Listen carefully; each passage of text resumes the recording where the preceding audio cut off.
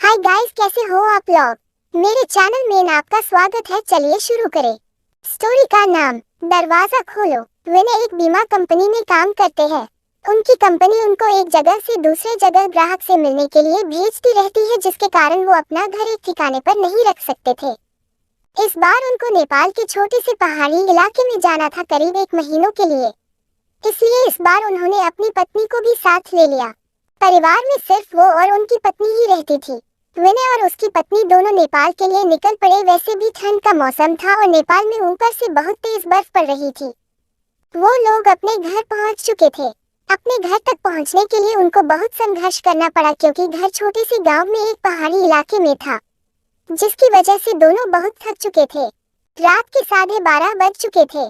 जहां वो रह रहे थे वहां दूसरे घर एक दूसरों से बहुत दूर दूर थे। बाहर जोरों से ठंडी हवा और बर्फ गिर रही थी। दोनों अपने रजाई में दुबक कर आराम ही कर रहे थे कि अचानक उनको लगा कि किसी ने उनके घर का दरवाजा खटखटाया है। फिर उन्होंने सोचा कि क्या पता तेज हवा चलने की वजह से ऐसा जो रहा हो, इसीलिए उन्होंने उसको अनदेखा कर दिया। अगली सुबह विनय जिस काम के लिए आया था उसके लिए वो निकल पड़ा। उसकी पत्नी घर में अकेले ही थी।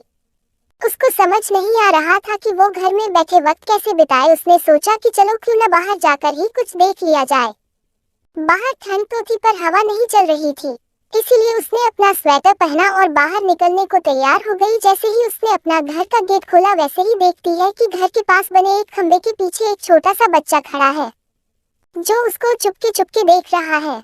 विनय की पत्नी ने उसको अपनी ओर बुलाया पर वो नहीं आया और वो वहां से भाग गया।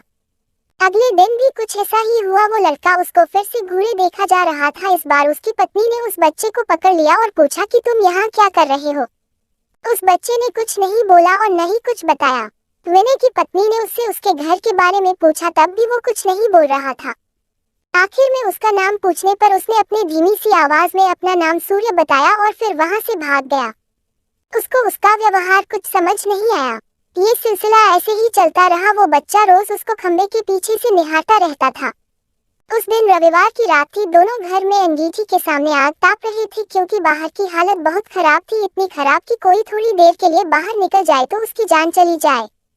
अचानक दरवाजा किसी ने खटखटाया। उन दोनों को फिर से लगा कि शायद हवा की वजह से ऐसा हो रहा हो। तभी फिर से किसी ने दरवाजा खटखटाया। इस बार खटखटाने की आवाज साफ आ रही थी। ये आवाज सुनकर दोनों डर गए, क्योंकि इतनी रात को वो भी जान ले लेने वाली ठंड में आखिर कौन हो सकता है। दोनों केवल एक दूसरे का मुंह देख रहे थे। अचानक दरवाजे के बाहर से धीरे धीरे रोने की आवाज आने लगी। तभी विनय ने जोर से आवाज में बोला, कौन है बाहर। कुछ देर तक आवाज तो नहीं आई, पर बाद में एक धीमी सी आवाज आई, दरवाजा खोलो, कृपया करके दरवाजा खोलो, बहुत ठंड है। ये आवाज किसी छोटे से बच्चे की थी। तभी विनय की पत्नी को ये आवाज जानी पहचानी लगी। उसने कहा कि ये तो वही बच्चे की आवाज लगती है जो रोज घर के बाहर खड़ा रहता था। विनय की पत्नी ने कहा कि हमें उसे अंदर लाना चाहिए। वो भागते हुए अभी दरवाजे के पास जा ही रही थी कि अचानक उनके घर के फोन की घंटी बाजी। फोन एक पड़ोस में रहने वाली औरत का था, जिसे आज ही विनय की पत्नी मिलकर आई थी। विनय की पत्नी ने फोन उठाया। वहां से उस औरत की आवाज आई, हेलो जी, मैं आपको बताना भूल गई थी कि अगर आपके घर के बाहर कोई भी दरवाजा खटखटाए तो उसको मत खोलना। विनय की पत्नी ने कहा कि अभी मेरे घर के बाहर एक बच्चे की आवाज आ रही है जो दरवाजा खोलने को कह रहा है। तभी उस औरत ने कहा कि नहीं, आप बिल्कुल मत खोलना, वो असल में एक आत्मा है। यहाँ जब जब तेज आंधी और ठंड पड़ती है वो तब तब सबके घर के बाहर जाता है और दरवाजा खोलने को कहता है।